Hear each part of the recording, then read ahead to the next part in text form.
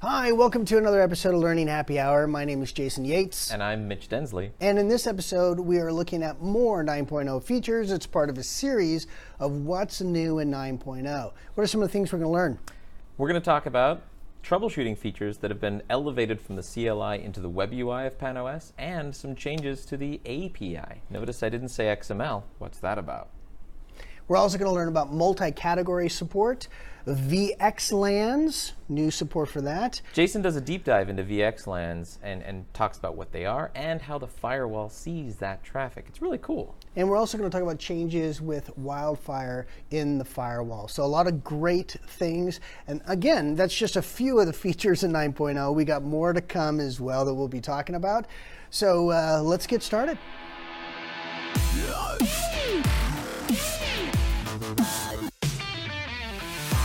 It's that time again. It's Learning Happy Hour with Mitch and Jason. BYOB and bring your own brain. Cheers.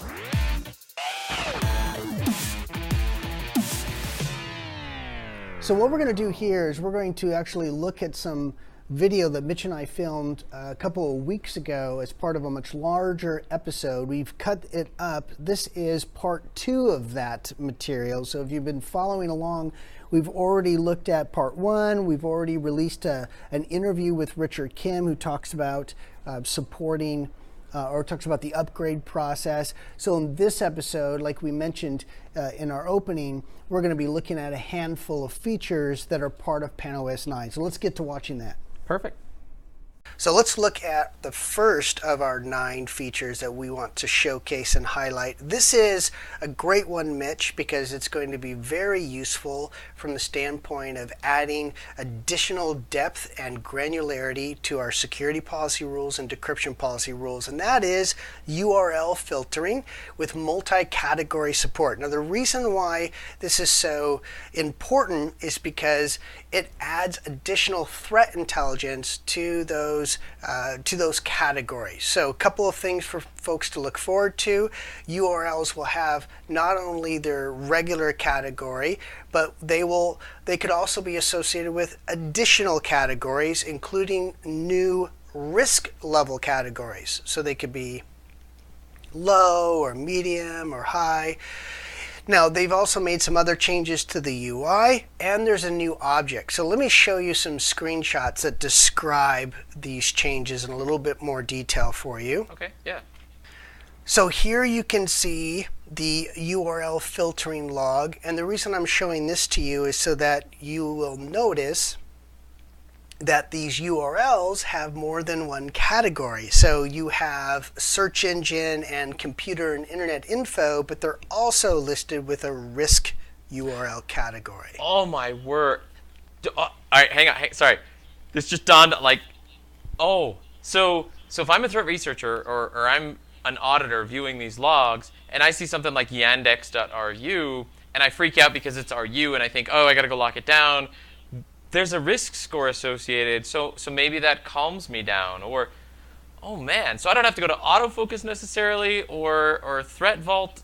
I don't even know if that would be in Threat Vault. This is pretty cool.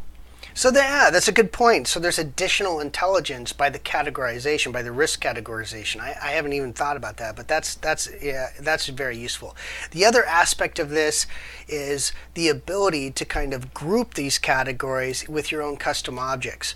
So what I mean by that is we have a new URL custom object. So we have the traditional one, the URL list, where you can list URLs that you want to add exceptions for. Yeah. But then you can also do this category match object, they call it. And with the category match object, it's kind of like a parent object almost. So you've got additional categories that you align with this object that you can then use in the policy rules. But what's interesting is a website would need to match all of the categories in order for them to be included in that group. Or okay, that was going to be my question. Like, is it an or, like a Boolean or match, or is it an and? And what you just said is it has to match all of the categories in your custom URL category. So how many possible options can I put in there? Well, each URL can be up to 4 categories. So each URL by itself can be associated up to 4 categories. Oh, cool. This, as you can see from the screenshot, this particular example is I've created a category match object that basically says that a website that is considered high risk or a URL that's considered high risk and also is a newly registered domain would be associated with that object. So any rules that I've created that's referencing that category match object then would potentially apply to that traffic. So a threat researcher, someone who's doing best practices around how to block this and that kind of threat, could totally preload a bunch of things like park domains that are high risk or unknown that is high risk. Well, unknown is interesting because we wouldn't have categorized it. But the point is, you can preload a bunch of stuff here, and then instead of having to go URL by URL and almost react, you can be proactive almost.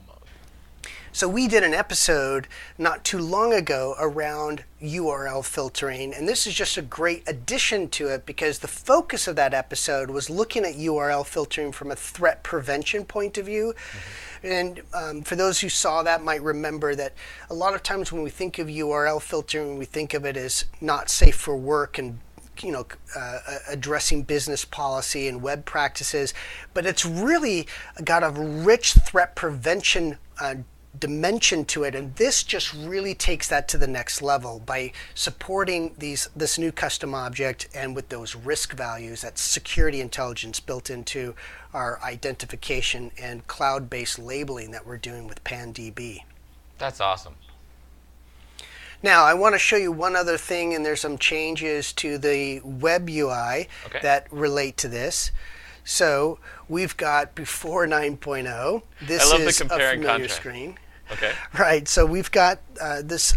You notice the overrides tab is there, which is used for creating exceptions. Yeah. But it's not there any longer. So What? after 9.0, they took the overrides tab out, and the different URL category types are actually broken up into groups. So your predefined categories, your EDL, and your custom URL categories actually have kind of this parent container just to make it easier to locate things. So can you explain to folks, Mitch, why they took the overrides tab out? So one of the things we discussed in episode 2 with Susie Van Patten was that we recommend having multiple security profiles that govern protections for traffic going in different directions. Traffic coming into your network, we call it inbound, leaving, outbound, and then internal. And so you might have at a minimum of 3 URL filtering profiles or more, especially if you're governing traffic from different groups of users within the organization. So let's say that you've built out 15 URL filtering profiles, and then fast forward a couple weeks, and HR or legal sends you a ticket, says, hey, we need to block this website. You got to go touch 15 URL filtering profiles. No, thank you. Instead, create a custom URL filtering category called denied, as you see Jason has here, and then you add that one URL to the category, and every profile that references that category is automatically updated. So it's less work for you, it's smarter, and we had to take away a feature to kind of drive people towards that better practice. Very cool, because we've had customers who go the long route by going to every single profile. This is so much easier, and so we are encouraging that by getting rid of the overrides tab. All right, so Jason, I got the next one, and we're going to talk about some really cool troubleshooting features that have been traditionally only available in the CLI of the firewall, or they were available in different areas, and you had to kind of know where to go or what to use as a clue as to why X or Y may or may not be happening. But now they've all been co-located in this beautiful location within the WebUI. Over here under Device, come down to this section, Troubleshooting, and there's a handful of options you can see here on the far left. I want to do just a couple specific ones. We're going to wade into this water by starting off with an update server connectivity check. So if your dynamic updates aren't working, you can run this check, and it'll come back and tell you, am I connected or am I not connected?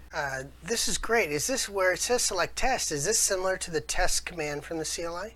Many of these are equivalent to test commands that you can do in the CLI, but don't abandon the test command in the CLI entirely, because there are things you can do in the CLI from a test perspective that you cannot do in the WebUI. For example, test URL to see how a URL is categorized. Right, okay. Or test VPN to bring up your VPN tunnels. So don't abandon it entirely, but look here, there's a whole boatload of awesome things we can test for. This is so convenient. This is fantastic. I know. I don't have to whip out Putty as much anymore just to go do a quick test. Now, one thing that's not apparent when you do some of these tests, for example, you see it came back, update server is connected, and you might think that's all the information there is to know, but you can click on this test result to see more detail. Now, in this case, yeah, same information. But let's go do a different type of test. I want to do a ping. And you can do, simple ping that goes from a source interface through the routing table of the firewall towards some specific destination, or you can do what some of our friends like to call an extended ping, where you can add on extra, sizes and originate it from different places, stuff like that. The only required field here is your destination. So I'm going to put up the Cloudflare DNS. And then I do want to source it from a specific interface on my firewall, like that guy there. And then I'll go ahead and execute this test. Now, what you can't see if I scroll down is the progress. And then he comes back and says, hey, I pinged 1111. Did it work? Did it fail? You don't know until you click on this, and then you can see the specific results. So I think these are just wicked awesome. Things that I find very valuable is update server connectivity test, the log connector or collector test. So you could make sure that if you are connected to Panorama, am I sending my logs up? Look, in this case, I've got a problem sending logs to Panorama that I need to troubleshoot, and that could totally explain why you're missing logs up in Panorama. How about a security policy match? What does that one look like? It's a perfect straight man, my friend. Exactly where I was going to go. The security policy match, this is a check against the running config. Does not work against the candidate config. But it's a great way after, let's say you're in a maintenance window, after you do that commit, to make sure that the rule you created to close a ticket, for example, is exactly going to work the way you want. Or you could stage this in the lab. So let's just do a quick one from the inside to the outside, and I'll say a source is going to be 10.0.0.2, and I want to do let's just do that Cloudflare again. They're super easy. We'll use their secondary server, and we're going to go to port 53. We're going to use the UDP protocol, and I could specify application, and I will, of DNS, and the rest of these I'm kind of okay with, so let's execute it. And it says allow all out. Well, that's the rule that would match this traffic, and I could go compare it to my security policy, but here it shows you the parameters of that rule.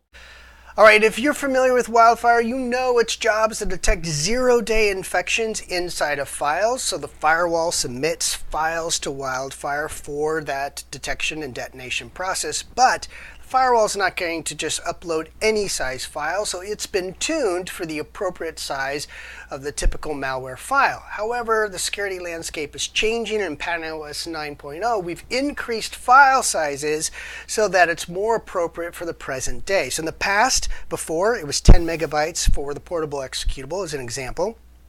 Now it supports 50 megabyte portable executables. But that's not the only file size that's been adjusted.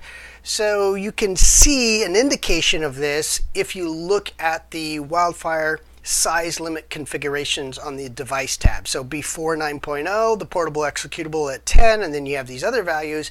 Now, after 9.0, you have the portable executable. The default is at 16. They can go up to 50. And then many of these have higher limits than they had before. And you can check out the new features guide, or what I do is I check out the help file. This one is the API changes. Now, I've been guilty of calling our API RESTful in the past, just because you use the HTTP protocol to interact with it, but I've been in error. We haven't had an XML API that is not truly RESTful. And the DevOps guys out there have just been wringing their fists in frustration about some of the limitations in the PatentOS XML API. Well, it's a new day, my friends, and some of the things that I'm about to talk about you're going to be super stoked about. One is a lifetime for different API keys. So what you can do here, when you create a user account and you give it a role, and that role has the API permissions, then you can generate an API key and you can interact with PanOS using that API key. The only way historically you could revoke an API key was to change the password of the account that key was generated under. And it's a fairly ugly, it's not the best way of doing it. So what we've got now You lost me on password. I was just like, right? It's a key, not a password. But what we can do now is you can invoke key lifetime and key expiry periods. So you can say, I want these keys to expire X minutes from this point on, or X minutes after they've been created. Now, any API key you created prior to defining a lifetime has no lifetime. But once you do define a lifetime for any API key created after that period, that lifetime does kick in. So the lifetime kicks in, again, moment from creation onward. And you have the option you see in the screenshot to expire all API keys if you suspect there's been some abuse or misuse of those keys. Just revoke them all, and for any legitimate purpose, make new ones. When the keys do expire, you do see that second field there where it shows you when the last one did expire. So I think that's pretty exciting.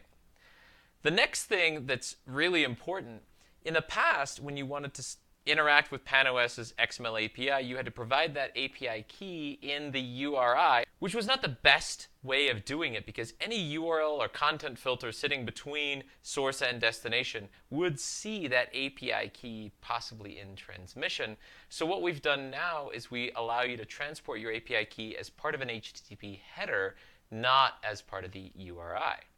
And then the last thing is we are truly RESTful now, my friends, including support for JSON formatting and versioning. So if you write a script that's expecting certain fields or attributes or XPaths, you can maintain that script viability even as you update to newer versions of PanOS. So there's a backward compatibility element we're introducing now for all future versions, which I think is just super spectacular.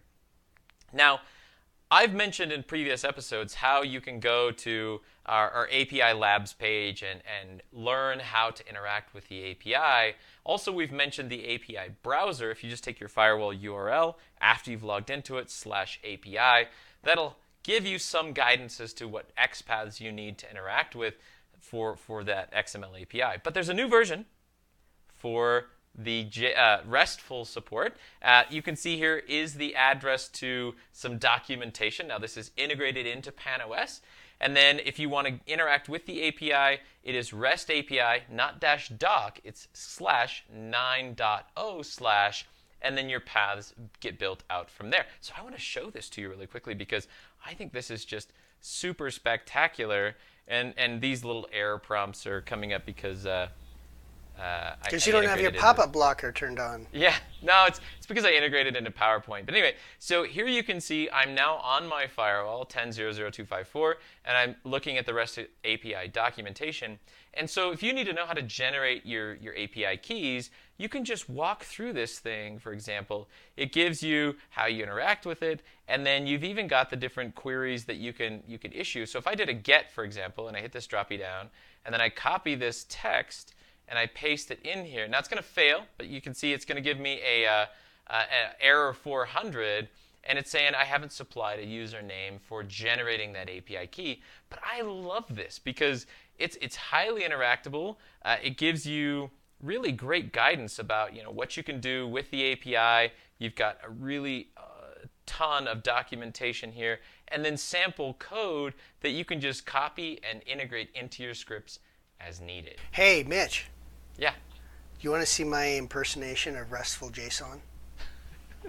Well, you are Jason, so I'm. I love it. That is a very restful Jason. Well done. All right, next feature is the VXLAN Tunnel Content Inspection. So this is a new networking feature that I was unfamiliar with, so I found this really interesting. Most people listening to me, Mitch, right, you are familiar with the idea of VLANs, right? Yeah. So most people here listening are probably familiar with that, but they might be less familiar with VXLANs. Right. Then again, we do have customers who use VXLANs extensively, and this feature is just for you. So we have an application label for VXLAN tunneled traffic. What we're able to do now is actually inspect the traffic inside the tunnel. Now, before I go into and elaborate what exactly that means, let's talk a little bit about what VXLANs are in the first place. So here's the idea behind VXLANs. They are similar to VLANs in that they support network isolation and application isolation, but they overcome some of the limitations of layer 2 VLANs. And let me just explain a couple of limitations as an example. There are several. One is the address limitation. With VLANs, right, you have up to 4,000 identifiers. With VXLANs, we've got 16 million identifiers, and they call them VNIs. So VXLAN network identifiers is what I think that stands for. So the second limitation, as an example, that VXLANs overcomes is the limitation around layer 2 technology like STP. So the whole idea behind spanning tree, right, is to create multiple redundant paths, but to avoid broadcast storms, some of those links are put into like passive mode and shut down. But those 40 gig links that are shut down, well, they're not doing anything, and that's waste. Yep, it's a waste. So the idea here is let's take VXLANs, let's take VLAN traffic, layer 2 traffic, and let's wrap it inside a layer 3 UDP packet. And so that's what VXLAN does, is it tunnels layer 2 traffic inside a layer 3 packet, and then you can take advantage of layer 3 technologies, like instead of spanning tree, you can use ECMP. And then you have support. You don't lose anything here. You still have load balance support and port channeling QoS and other stuff. So that's the essential idea behind VXLANs. Now, to give a visual picture of this, here is a topology that shows a layer 3 underlay network, and you have some servers running VLANs that we want to talk to each other, and they're of course directly connected to a layer 2 network with a layer 3 between. And so one example of this would be if each one of these layer 2 networks were like ESXi servers, and these were virtual machines, and so you have that thing there called VTEP, and VTEP stands for VXLAN tunnel endpoint. So that's where you're going to terminate and originate your VXLAN tunnels. So essentially a demarcation point. Exactly. So, and that's where the wrapping and de-encapsulation is going to take place. So imagine you wanted to do vMotion of the VM between server 1 and server 3, or we're going to do vMotion and move server 3 over, that kind of thing. Well, there's this layer 3 network in between. Well, those can be sent across that VXLAN tunnel. Now, here's where the firewall comes into this, and the 9.0 PAN-OS, and that is if there's a firewall in that layer 3 underlay network, how does it see that actual traffic that's moving across that layer 3 network? Here's a diagram. Let me show you a diagram of this. This is from the new features guide. So here are firewalls in stream, right? So in the past, it would see that tunneled traffic and label it as VXLAN. Without knowing what's inside? But yes, but now we can actually look in there, and it's not encrypted. So they call this TCI, Tunnel Content Inspection, so you can create a policy that allows you to inspect the content and go beyond just seeing it as VXLAN traffic. So now you have additional inspection, right? So this is enhancing security, some new security features. Now, that's a basic idea of what VXLAN is in a nutshell. Here is where we do our configuration. So if you look in the Policies tab, you'll see Tunnel Inspection Policy Rules. You can create one for VXLAN. That's been added. You have the ability to describe what this policy is going to match, like every other policy rule, so source, destination. You can filter even on tunnel ID. One of the things I want to point out is there's a 2-level option there, but that doesn't pertain to VXLAN. In fact, if you select that, the OK button is unavailable to you. So it just applies to GRE tunnels or PPTP tunnels or something like that. Right, so it's only 1 level support for VXLANs. Gotcha. Now there's another use case here that is interesting, I think, and that is traffic steering, especially with the cloud or private cloud where you have a networking device it's seeing traffic and you want to steer that traffic for inspection before it gets forwarded to the network, and so you want the firewall to inspect it. So we can support VXLAN traffic steering, and the configuration option is return scanned VXLAN tunnel to source. So that supports that very specific use case, especially in cloud configurations. Now here's a screenshot, Mitch, of what the actual traffic log might look like. So VXLAN traffic, you see under application, shows up as VXLAN. Now is that before the tunnel inspection or after? It's before. Okay. And so you can see that we're not doing tunnel inspection, and it's going to port 4789, it's UDP traffic. But then when we do our TCI, we can see the intercessions. And so in this log, we can see that that's SSH traffic. Now, if you go into the details of these log entries, you see some additional flags that were added with PanOS 9.0. So this is the VXLAN, which means this is the VNI session. Yeah. So it says, see where it says tunnel inspected? That's clear. So this is the VXLAN application. That flag's not enabled. We're not doing that actual traffic. So this is a VNI session. But when we do the tunnel content inspection, this is what that looks like. Notice that what's been added is the flag tunnel inspected is turned on. And then we have tunnel information. It tells us that this is a VXLAN and tunnel ID, as well as what the application is inside of it. So imagine what this will allow organizations to do who are using VXLAN is they get that additional layer of inspection, which means control, right? So they can create security policy rules and that express control over the type of traffic that's happening over their tunnels. So Jason, let me ask this question. So really what you're giving me now is consistency of information, not only the firewalls in my ESX server that are allowing or denying traffic that's east-west local to that specific data center, seeing what's inside or what the native traffic is, but my perimeter firewalls can now also correlate the information they see with the ESX specific firewalls so that I have got a really clear picture of what's happening end to end. Is that correct?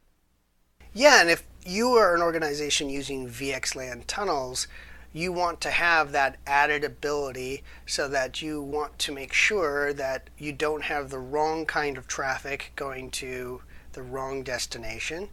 And you want to be able to control that through security policies and maybe do any of the other important levels of inspection that the firewall provides. Well, the tunnel content inspection is going to be very important to give you that added depth and knowledge. Jason, now we get to one of my favorite parts in our shows, what we learned recently. And I'll start. It's been announced that Google is going to kill the URL. And I was at first, what? Why? But it makes sense when you think about it. We don't refer to retail establishments by their postal address. We call them Home Depot or Michael's or whatever, right? So they want to make that same behavior apply to the internet. And one of the big reasons for that is URLs can be easily spoofed. There's a tactic called puny code, and it looks like a human, an English or Western character letter, but behind the scenes, it's actually a different alphabet character, like Cyrillic or Grecian alphabet, things like that. And the way the firewall would interpret it is with an XNC kind of character set and then a bunch of weird stuff after that. And if you think about your average netizen, they're not going to be able to identify when they're on a cleverly spoofed address like www.supportmicrosoft.com. You would think that whole thing is a Microsoft website, but Support Microsoft is the domain that I could buy and redirect somewhere non-Microsofty. So those are the kinds of things that they want to get away, take out of the hands of your netizen, and really clear up when you're on what kind of website. And I think it could be really cool. So we'll see what happens. So just using search. Yeah, it'll probably pan out that way. You go to search to begin, and then they take you places, and there's no URL. There's just maybe just a title that says this is the website you're on. and it's got their intelligence behind the scenes to make sure that's the real website that you intended to go to. That's interesting because years ago I clicked on, and I tried to go to TechNet and clicked on what I thought was a Microsoft site, and it was Microsoft.com, all right, but all the O's were zeros, so it was a phishing attempt. Yeah, for sure. Good. Interesting. Yeah. All right, so what I've learned recently actually has to do with eSports trends because I like it. Half-Life. I'm a big fan of eSports and I like to play video games. So a little Overwatch and a few others. Nice. And my boys like to play video games. In fact, my son was on an eSports league in college. Yep. That's so cool. So I was looking at this article recently about trends for this upcoming year around esports. And there are a couple of things that stood out to me, that there's like over 100 universities and colleges, higher learning, have signed up for esports and have varsity programs. I'm going to go back to college now. And there's actually, they expect more investment in arena-like projects for esports. So they give an example. Full Sail University has a $6 million arena project in Florida, which will be the largest arena for collegiate esports. That makes a lot of sense because it's huge in South Korea and there's a lot of money to be made. So why not bring it over here?